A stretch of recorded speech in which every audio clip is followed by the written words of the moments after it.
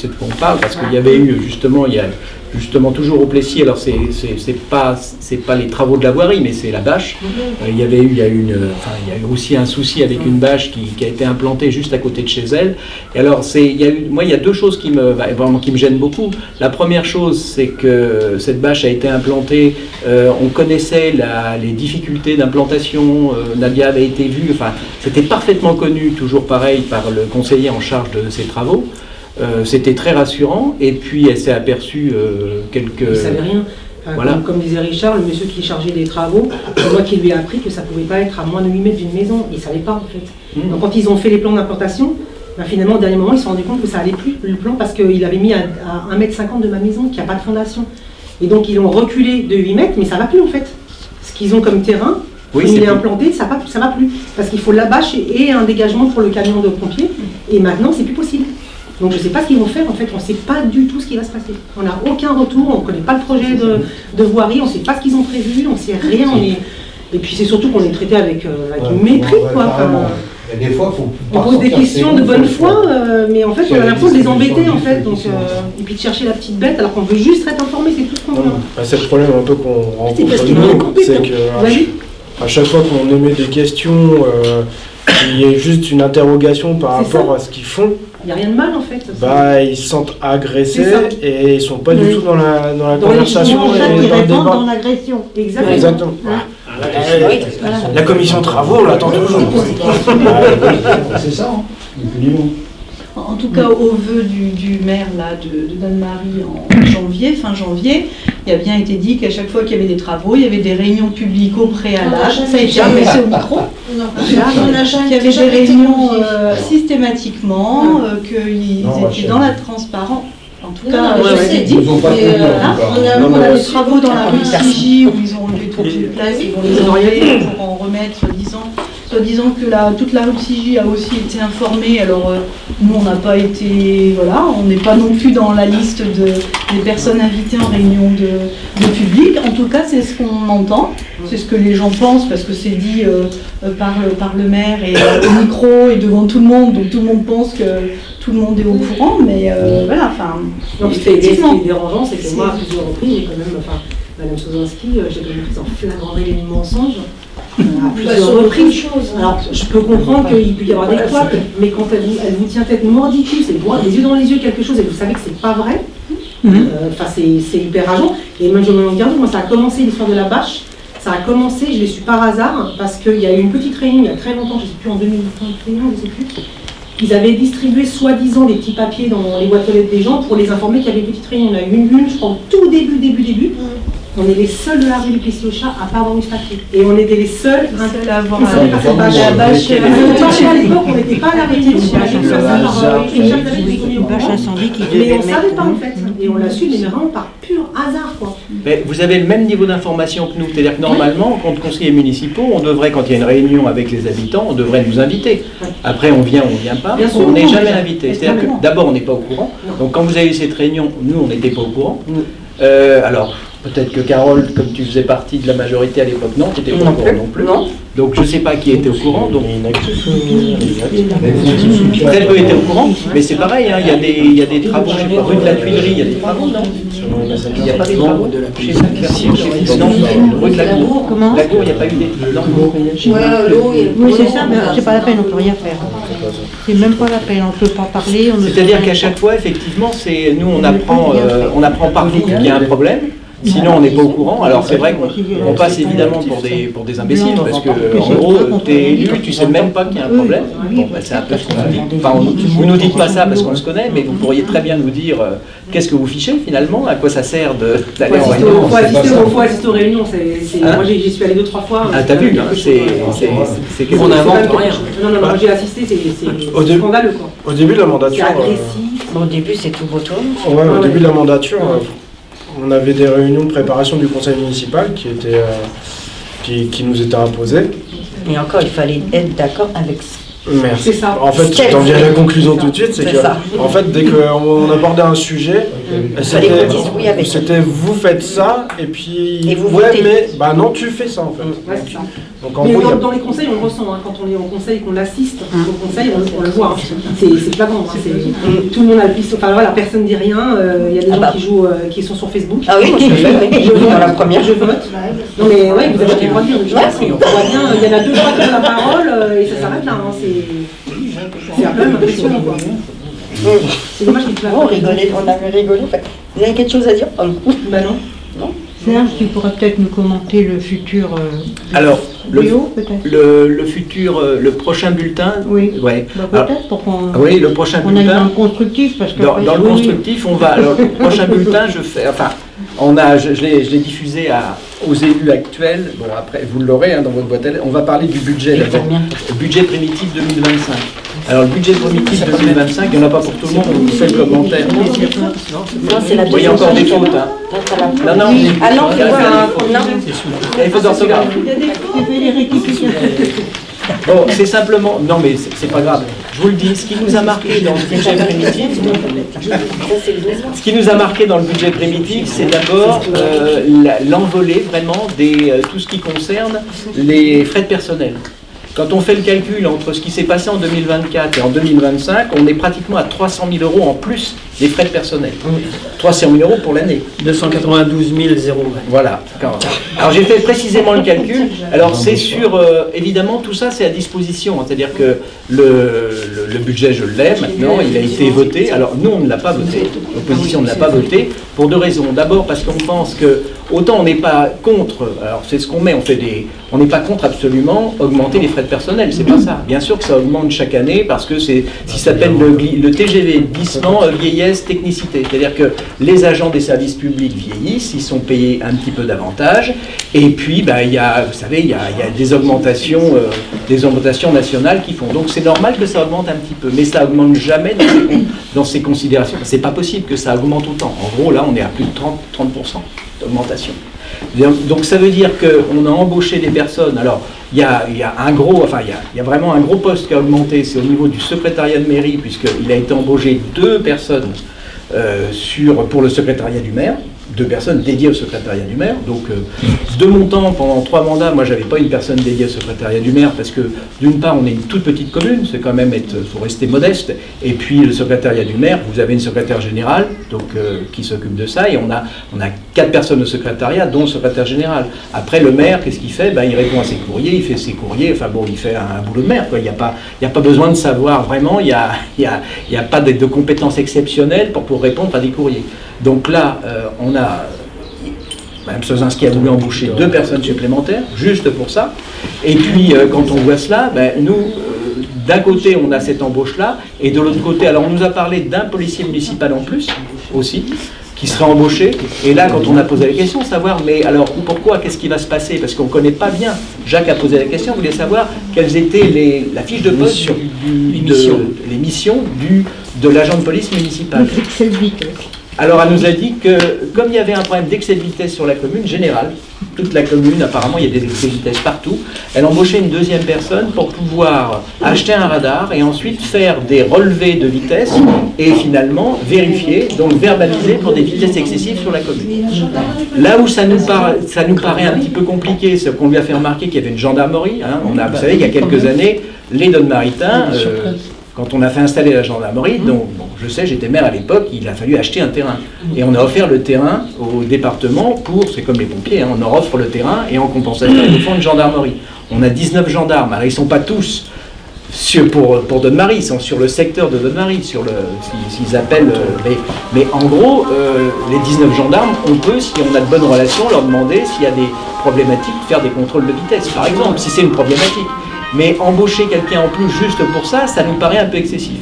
Donc là, la proposition qu'on a faite, c'est de dire, 1, on voulait revenir là-dessus, et puis 2, s'il y a vraiment quelque chose à faire, au début du mandat, on lui avait demandé de chercher à embaucher un médecin, et pour embaucher un médecin, il faut tout simplement le salarié de médecin. J'ai eu je saute pas du coq à âne, mais il y a eu un rapport, vous savez, il y a le centre médical de Longueville, je ne sais pas si vous connaissez, il y a les médecins installés. J'ai les chiffres en tête, c'est sur Longueville, on est à pratiquement 180 Donne-Maritains qui les ont pris comme médecins traitants. Et il y en a plus de 300. J'ai eu le relais parce qu'il y a le maire des Ormes qui m'a donné ça, m'a dit tiens regarde, ça intéresse Donne-Marie. Je dis bah dis donc oui effectivement, c'est des chiffres officiels qu'on a eu à la Comcom. Je dis effectivement c'est bon à savoir. Donc ça veut dire qu'on aurait, si on embauchait un médecin, alors il faut le trouver certes, mais en mon temps j'ai fait des cabinets médicaux pour mettre des médecins. Alors elle n'a pas eu de chance, il y a un médecin qui est tombé malade et l'autre médecin qui voulait bien rester à condition d'être salarié. Et comme elle n'a pas voulu, eh ben, elle est partie à la retraite. Voilà. Et donc il est parti à la retraite, c'est dommage, mais c'est comme ça. Donc il faut en retrouver un, et je pense que je me mets à la place des médecins. On sait très bien qu'on a un problème de recrutement, et on sait très bien que les médecins, ils veulent surtout faire de la médecine, ils veulent faire un peu moins de paperasse, etc. Donc salarié un médecin, ça ne coûterait pas plus cher que ça. Alors ça, je vous en fiche mon billet, parce que j'ai déjà regardé combien ça coûtait. Hein. C'est 7 000 plus les charges, etc. Ça vous fait, vous tablez à peu près sur 7 à 8 000 euros par mois. Voilà, c'est pour salarier un médecin sur le secteur rural. Hein? Par application, mais on récupère de l'argent là-dessus. Bien sûr, tu récupères de l'argent. Par la Sécu. Oui, par la Sécu. Mais je veux dire, voilà, au pire ça coûte ça, après tu récupères de l'argent, puisque le médecin, il est là. Alors, le médecin, moi ce qu'on m'a rétorqué, c'est de dire, de toute façon, c'est pas mon rôle, moi en tant que maire, j'ai pas salarié un médecin, etc. Je suis désolé. Moi je pense que notre rôle, c'est de trouver, on a des gens qui souffrent, on est dans un désert médical, il faut être très clair. Si on est obligé d'aller jusqu'à Longueville, ben, tant que Longueville fonctionne, tant mieux. Mais on ne participe pas du tout, et puis bon, il y aurait besoin. Donc voilà, si on a un poste budgétaire, nous, je préférerais qu'on embauche un médecin plutôt qu'on embauche du secrétariat en plus. Ça, c'est le premier point. Le deuxième point, bon, ça, notre incertitude, j'ai mis un petit truc où j'ai refait quelque chose sur le bâtiment de la rue Marie-Chaubard. Alors, ce bâtiment, alors, il est multiservice. On ne sait pas ce que ça veut dire. Ce qu'on nous a servi, alors, au début, c'était pour faire un parking. Quand on lui a fait remarquer que le parking... Alors, au début, c'était pour mettre l'agence postale. Bon, on lui a dit, mais l'agence postale, ça ne va pas être pratique. Certes. Bon. Ensuite, elle veut faire un parking. Mais un parking public, vous savez que dans un parking public, il y a des normes. Et si vous regardez juste l'entrée, il suffit d'aller voir, et puis vous verrez, à moins de mettre un feu rouge pour rentrer et sortir. Je ne pense pas que ça... Enfin, moi, je ne suis pas spécialiste, donc on va laisser les spécialistes en parler. Et puis après, on nous a dit qu'on voulait réinstaller la perception. Alors ça, c'était le dernier conseil. La trésorerie. La trésorerie. Elle dit, bon, ça, c'était une pierre dans mon jardin en disant, comme tu l'as laissé fermer, voilà. Bon, enfin, laissé fermer, j'ai rien laissé fermer du tout. Mais ce n'est qu'une permanence. Oui, bien sûr. Enfin, donc la trésorerie, voilà. Enfin, en gros, alors qu'un bruit, c'est faire. Bah oui, parce qu'on sait très bien que les trésoreries, enfin, tous les services, les impôts, etc., ils sont groupés sur Melun et sur Meaux. Donc c'est malheureux, on est d'accord qu'on est... Voilà. Et donc voilà, donc ça change tout le temps. Alors il y a ça, ça change tout le temps. 2, quand je lui pose la question, j'ai pas de réponse, est-ce qu'elle a signé une convention avec France Service? Vous savez, France Service, c'est avec l'État, pour savoir si on va avoir des services qui s'installent. J'ai pas de réponse non plus. Alors peut-être que c'est fait, mais elle ne veut pas me répondre. Donc je ne sais pas.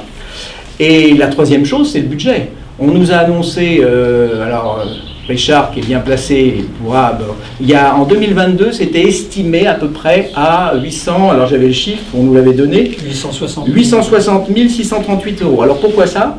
Pourquoi c'est très précis? Parce que ça permet d'asseoir des subventions. Vous savez, pour avoir des subventions, sa hauteur, c'est basé là-dessus. Donc c'est pour ça qu'on nous a annoncé à peu près 444 000 de subventions. Alors les subventions, on les obtient qu'à partir du moment où on respecte le cahier des charges, et donc pour l'instant c'est des promesses de subvention. Donc on espère était accompagné. Je peux dire que oui. C'est très cadré. Oui, je sais, parce que les subventions, contrairement à ce que dit M. Ménez, chaque fois qu'on a fait des choses ici, quand on a fait l'école maternelle, on a eu 50% de subvention, les places, etc., on a eu 50% de subvention, la maison, tout ce qui concerne les médecins, on a eu des subventions tout le temps. Une commune comme la nôtre ne peut pas réaliser des choses si on n'a pas de subvention. Il faut être très clair, on n'a pas les moyens de faire des choses. Donc ça, j'ai toute la liste, Et d'abord, je vous la ferai passer, comme ça les personnes, vous saurez ce qu'on avait obtenu les mandats précédents, puis ça rafraîchira la mémoire à M. Ménez qui ne manque pas de dire que j'ai jamais demandé de subvention. En gros, je suis un imbécile, j'ai rien demandé et j'ai ruiné la commune. C'est un peu ça, son niveau. En sachant que monsieur, excuse-moi, en sachant que monsieur Ménez faisait quand même partie de l'ancien mandat avec Serge. Oui, en 2001, il était... 2 mandats, quand même. Il a été... Non, troisième, il était dans l'opposition. Oui, mais c'est... Oui, il on le voyait pas. Il était là quand même. Donc, ce bâtiment rue Maréchal-Bard, 863 000 € en 2021 ou 22. Y compris les 150 000 € Plus d'achat. 150 000 € d'achat. Plus 150 000. Plus 150 000. En gros, le budget, on est à 1 080 000 €. 1 080 000 € hors taxe. Et c'était en 2022. Donc là, ça va être réestimé. Là, tu parles du fonctionnement. Comment ? Tu parles du fonctionnement. Là, je parle de l'investissement. Ah non, c'est Tu parles de l'investissement, Ah d'accord. oui. 1 080 000 € sur un bâtiment dont on ne sait pas ce qu'on va faire exactement, puisque ça change tout le temps, et on ne sait pas là où ça va nous conduire, puisque Et combien de mètres carrés, je ne sais pas. C'est immense. Alors, j'y suis allé. Il est en très mauvais état. Moi, j'y C'est suis sur 3 allé. niveaux. Et en plus, ces 3 niveaux, c'était un appartement. Et en plus, pour accueillir des organismes, on ne peut pas, puisque c'est des personnes à mobilité réduite. On ne peut pas. Il y a une norme PNR. Ah, mais non, Et sont- on nous a appris qu'ils avaient prévu un ascenseur. Ce n'est pas possible. C'est pas, oui, ils peuvent pas le mettre. Un ascenseur. Mais non. Donc ça, c'est... d'atterrissage. Comment ? C'est pour ça que c'est cher. Oui, donc nous, je pense que si on doit mettre plus d'1 million, 1,5 million d'euros dans un bâtiment, On le fout par terre, là. peut-être qu'il y en a des choix, d'autres choix à faire, je ne sais pas, hein, il y a peut-être... Il est là, le bâtiment. Ah bah il est là le bâtiment pour l'instant, mais enfin bon, il faut voir, effectivement, comme dit Ginette, il a été acheté 153 000 €. Avec les frais de notaire. Avec les frais de notaire. Bon. Oui, mais Serge, comment on peut prétendre obtenir des subventions Oui. si on ne dit pas à quoi ça va servir? Eh bien c'est ça mon interrogation. C'est incroyable, ça. Il y avait des idées. Si, elle avait dit l'agence Ben oui, postale. Des logements. Non, mais il y a un choix. Des logements, logements sociaux. les parkings. Il y Alors, avait Plusieurs choses en même temps. Ah oui, On a demandé une réunion d'une commission pour dire, expliquez-nous, parce qu'on n'est pas contre, c'est-à-dire peut-être que c'est utile à la commune. Dites-nous à quoi ça va servir, combien ça va coûter, etc. Qu'on puisse pas donner un avis, bien sûr, c'est notre rôle, et puis aussi qu'on puisse informer tout le monde. Bon, pour l'instant, on n'a pas d'informations là-dessus. Donc voilà, ça c'est le deuxième point de controverse. Troisième point de controverse, l'assainissement. Vous savez que l'assainissement collectif. Alors l'assainissement collectif, c'est tout simple. Hein. On voulait nous embarquer dans pour fusionner, c'est-à-dire pour déléguer cette compétence de l'assainissement collectif, pour déléguer la compétence à la communauté de communes. Normalement, ça devait passer au 1er janvier 2026. Mais Mme Sosinski a décidé que ça devait se faire dès le 1er janvier 2025. Donc, ça veut dire quoi? Ça veut dire qu'on déléguait cette compétence et en gros, depuis 2020, ils ont laissé complètement filer la station d'épuration, ils ont laissé complètement filer tous les réseaux d'assainissement qu'il pouvait y avoir, tous les entretiens de réseau. Alors, bon, bref, il n'y a plus de DSP, la DSP est tombée depuis 1 an. Donc, la DSP, délégation de services publics, vous savez, ça nous protège, c'est-à-dire qu'on a un organisme qui s'occupe de gérer l'assainissement collectif, d'entretenir la station, de voir si tout fonctionne. Et un délégataire. Ce délégataire-là, ça fait 1 an que la DSP étant tombée. Là, on est en DSP, alors je ne sais plus comment ça, additionnel. Enfin bon, il y a quelque chose qui prend en attendant de refaire une DSP. Mais il y a eu quelque chose qui s'est passé, à savoir que la Comcom, la communauté de communes, c'était pas sûr, mais là, maintenant, c'est sûr, la communauté de communes a refusé de prendre la compétence. Ça, je lui avais dit que de toute façon, ça pouvait. C'est-à-dire que la communauté de communes pouvait l'accepter ou la refuser. Elle, Mme Sosinski, a décidé qu'il n'y avait pas, en gros, au lieu d'avoir une solution de rechange, on n'a pas pris le temps à penser à une solution de rechange. Donc là, on se retrouve, là, actuellement, en avril 2025, avec une DSP à renouveler, avec une station d'épuration dont on nous a dit qu'il fallait absolument l'entretenir et la remettre aux normes. Ça, on le sait depuis 1 an. Alors, je lui avais déjà dit, pour ceux qui avaient assisté au conseil municipal il y a 1 an. Bonjour. Bonjour, Non, il n'y a pas de retard. Il n'y a pas de retard. Il n'y a pas de retard. Quelqu'un pour les animaux. Il n'y a pas de souci. Il y a des chaises, si vous voulez. Non, c'est bon, c'est bon. Il y a des chaises, si, restez pas debout.